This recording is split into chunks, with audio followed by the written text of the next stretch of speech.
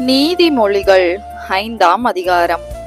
என் மகனே, என் ஞானத்தை கவனித்து என் புத்திக்கு உன் செவியை சாய்.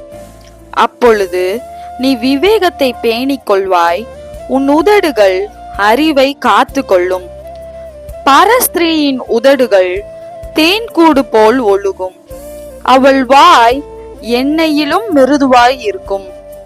அவள் செய்கையின் முடிவோ எட்டியை போல கசப்பும் இருபுறமும் கருக்குள்ள பட்டயம் போல் கூர்மையாய் இருக்கும்.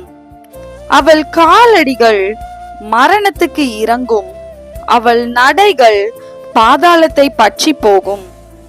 நீ ஜீவ மார்க்கத்தை சிந்தித்துக் கொள்ளாதபடிக்கு அவளுடைய நடைகள் மாறி மாறி விகாரப்படும், அவைகளை அறிய முடியாது. ஆதலால் பிள்ளைகளே, இப்பொழுது எனக்கு செவி கொடுங்கள், என் வாயின் வசனங்களை விட்டு நீங்காதிருங்கள். உன் வழியை அவளுக்கு தூரப்படுத்து, அவளுடைய வீட்டின் வாசலை கிட்டி சேராதே. சேர்ந்தால் உன் மேன்மையை அந்நியர்களுக்கும் உன் ஆயுசின் காலத்தை கொடூரருக்கும் கொடுத்து விடுவாய். அந்நியர் உன் செல்வத்தினால் திருப்தி அடைவார்கள், உன் பிரயாசத்தின் பலன் புறத்தியாருடைய வீட்டில் சேரும். முடிவிலே உன் மாம்சமும் உன் சரீரமும் உருவழியும் போது நீ துக்கித்து, ஐயோ, போதகத்தை நான் வெறுத்தேனே, கடிந்து கொள்ளுதலை என் மனம் அலட்சியம் பண்ணினதே, என் போதகரின் சொல்லை நான் கேளாமலும் எனக்கு உபதேசம் பண்ணினவர்களுக்கு என் செவியை சாயாமலும் போனேனே. சபைக்குள்ளும் சங்கத்துக்குள்ளும் கொஞ்சம் குறைய எல்லா தீமைக்கும் உள்ளானேனே என்று முறையிடுவாய்.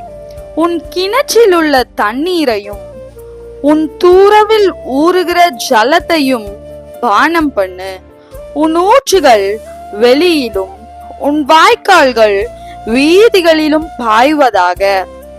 அவைகள் அந்நியருக்கும் உரியவைகளாய் இராமல் உனக்கே உரியவைகளாய் இருப்பதாக. உன் ஊற்றுக்கண் ஆசீர்வதிக்கப்படுவதாக. உன் இளவயதின் மனைவியோடே மகிழ்ந்திரு, அவளே நேசிக்கப்படத்தக்க பெண்மானும் அழகான வரையாடும் போல் இருப்பாளாக. அவளுடைய ஸ்தனங்களே எப்பொழுதும் உன்னை திருப்தி செய்வதாக. அவளுடைய நேசத்தால் நீ எப்பொழுதும் மயங்கி இருப்பாயாக. என் மகனே, நீ பரஸ்திரீயின் மேல் மயங்கி திரிந்து அந்நிய ஸ்திரீயின் மார்பை தழுவ வேண்டியதென்ன? மனுஷனுடைய வழிகள் கர்த்தரின் கண்களுக்கு முன்பாக இருக்கிறது, அவனுடைய வழிகள் எல்லாவற்றையும் அவர் சீர்தூக்கி பார்க்கிறார். துன்மார்க்கனை அவனுடைய அக்கிரமங்களே பிடித்து கொள்ளும், தன் பாவ கயிறுகளால் கட்டப்படுவான். அவன் புத்தியை கேளாததினால் மடிந்து தன் மதிகேட்டின் மிகுதியினால் மயங்கி போவான்.